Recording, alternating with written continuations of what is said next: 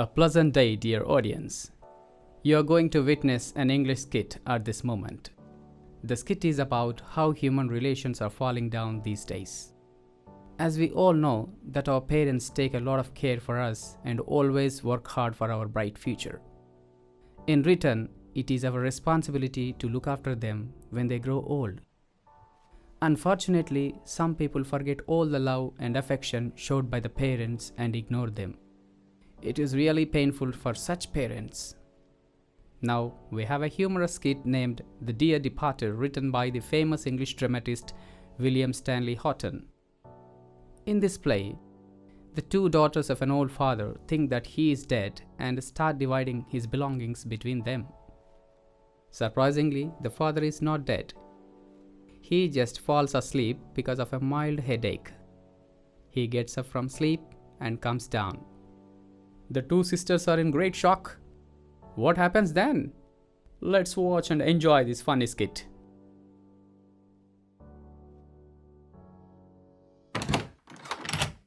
Victoria? Victoria, do you hear me? Come in, will you? I'm amazed at you, Victoria. I really am.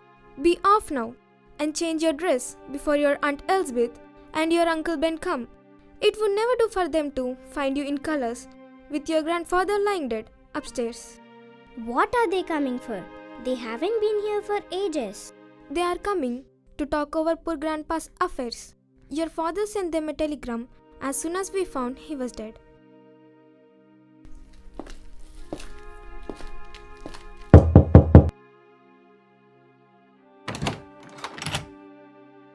I'm wondering if they'll come at all. When you and Elizabeth quarreled, she said she would never set foot in your house again. She will come fast enough after her share of what our father has left. You know how hard she can be when she likes. Where she gets it from, I can't tell. I suppose it's in the family. Where are my slippers? In the kitchen, but you want a new pair. Those old ones are nearly worn out. You don't seem to realize what it's costing me to bear up like I am doing. My heart's fit to break when I see the little trifles that belong to father lying around and think he will never use them again. Here, you better wear these slippers of my father's now. It's lucky he had just got a new pair. They'll be very small for me, my dear. They will stretch, won't they? I am not going to have them waste. Henry, I have been thinking about the bureau of my father's that is in his bedroom. You know, I always wanted to have it after he died. You must arrange with Elizabeth when you're dividing things up of your father. Elizabeth is that sharp. She will see I'm after it and we will drive a hard bargain over it. Perhaps she has got her eye on the bureau as well. She has got her eye on the bureau as well. She has never been here since father bought it. If it was only down here instead of in his room, she would never guess it wasn't our own. Amelia? Henry, why shouldn't we bring that bureau down here now? We can do it before they come. No, I wouldn't care to. Don't look so foolish. Why not? It doesn't seem delicate somehow. We could put that shabby old chest of drawers upstairs where the bureau is now. Elizabeth could have that and welcome. I have always wanted to get rid of it. Suppose they come when you're doing it. I will fasten the front door. Get your coat off, Henry. We will change it. I will run up and move the chairs out of the way.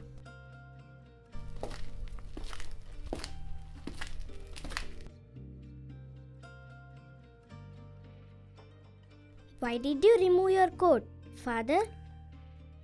Mother and I are going to bring grandfather's bureau down here. Are you planning to pinch it? No, my child. Grandpa gave it to your mother before he died. This morning? Yes. He was drunk this morning. I thought I would fetch this down as well. Our clock's worth nothing and this always appealed to me. That's Grandpa's clock. Be quiet. It's ours now. Come, Henry. Lift your end.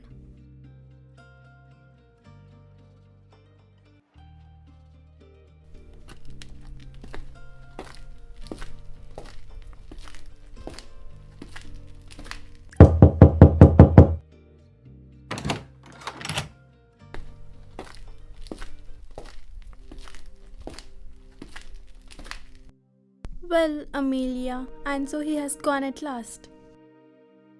Yes, he's gone. He was 72 a fortnight last Sunday.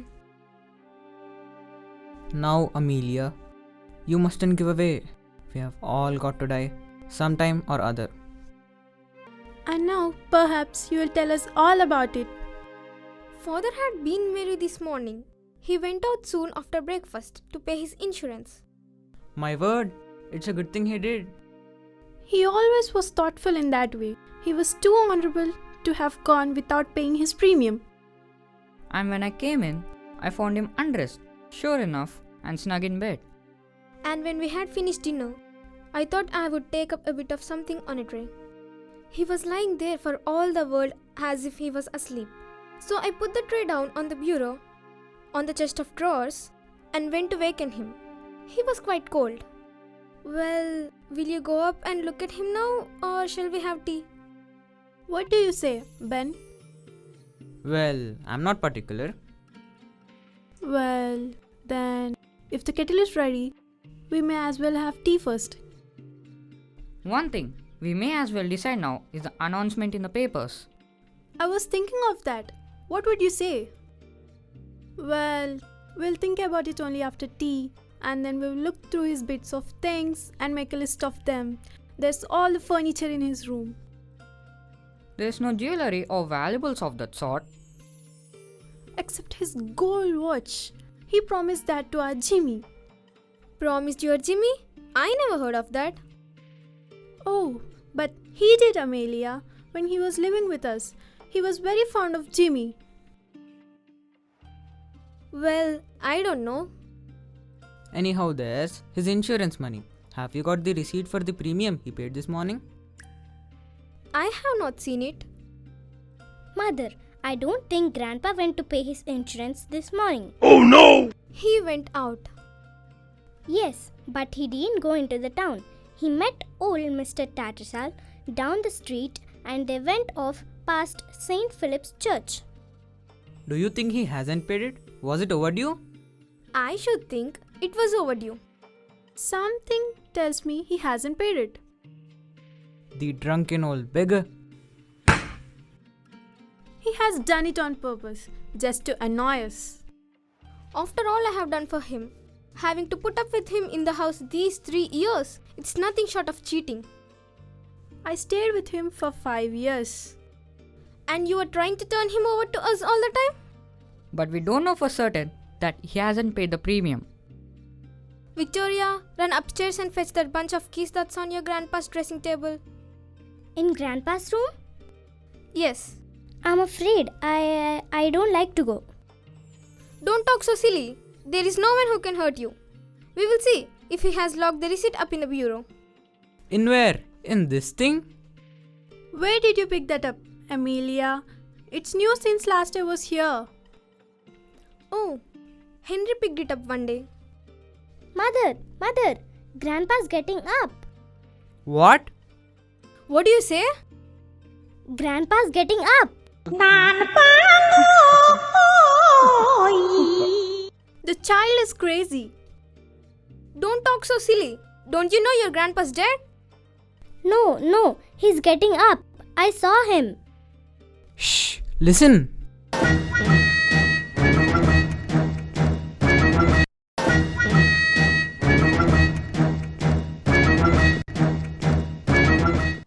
What's the matter with little Vicky? Hello, what brings you here? How are you, Ben? Father, is that you? Of course it's me. Don't do that, Amelia. What the devil do you mean by this foolish behavior? You took us by surprise, Father. Are you keeping quite well? Yeah, what? Are you quite well? I'm alright, but for a bit of a headache. Amelia, what the dickens did you do with my new slippers? Aren't they by the hearth, Father? I don't see them. Why did you wear them, Henry? I told him to put them on to stretch them. They were that new and hard. Now, Henry? Well, I don't call that delicate. Stepping into a dead man's shoes in such haste? Oh, Grandpa, I'm so glad you're not dead. Hold your tongue, Victoria. Eh, What's that? Who's gone dead? Victoria says she's sorry about your head. Ah, thank you, Vicky. But I'm feeling better now. Why, Ben, you are in mourning, and Lizzie too, and Amelia, and Henry, and little Vicky. Who's gone dead? It's someone in the family? No one, father. A relation of Ben's. And what relation of Ben's? His brother. Damn it, I have no brothers. Dear. And what was his name, Ben? Frederick. Albert. No, Isaac. Isaac?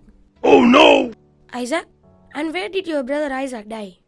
In Australia. Well, I suppose you have only been waiting for me to begin tea. I am feeling hungry. I'll make tea. Come along now. Sit down and let's be jolly. Aye, what is this, Amelia and Henry? What the devil did you mean by shifting my bureau out of my bedroom? Do you hear me? Henry, Amelia? What bureau was that, father? Why, my bureau, the one I bought. Was it the one, father? Ah, that's it. What is it doing here? Drat me, if that's not my clock too. What the devil has been going on in this house? Well, I will be hanged. I'll tell you what's been going on in this house, father. Nothing short of robbery. Be quiet, Elizabeth. I'll not be quiet. Oh, I call it double-faced.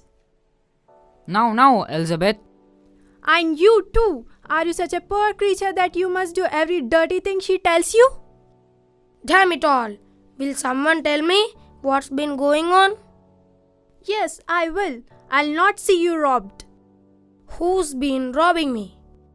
Who else? Amelia and Henry. They have stolen your clock and bureau. They sneaked into your room like thieves in the night and stolen them after you were dead. Shh. Quiet, Elizabeth.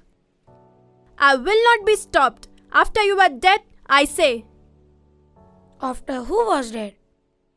You. But I am not dead. No, but they thought you were dead. Oh, so that's why you are all in black today. You thought I was dead? That was a big mistake. Father. It didn't take you long time to start dividing my things between you. I will tell you what I am going to do. Since your mother died, I have lived part of the time with you, Amelia, and part with you, Lizzie. Well, I shall make a new will, leaving all my bits of things to whoever I am living with when I die. How does that strike you? You know, father, it's quite time you came to live with us again. We would make you very comfortable. No, he hasn't been with us as long as he was with you. I may be wrong, but I don't think father will fancy living on with you after what's happened today. It seems to me that neither of you has any cause to feel proud about the way you have treated me.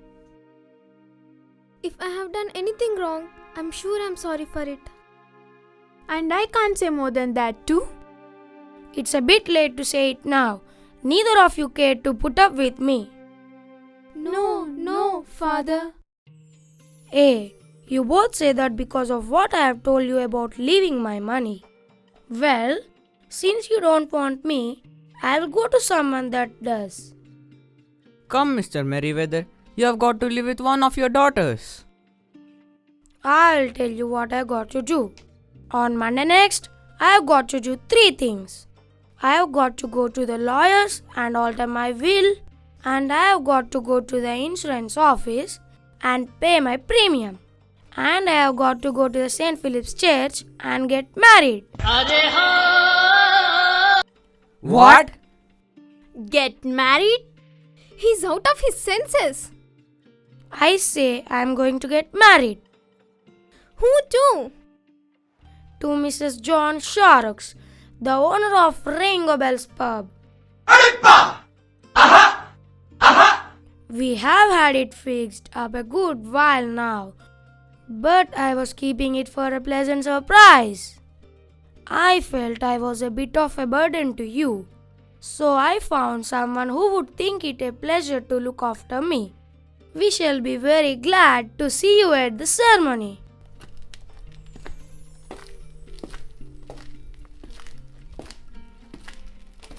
Till Monday then, 12 o'clock at St. Philip's Church.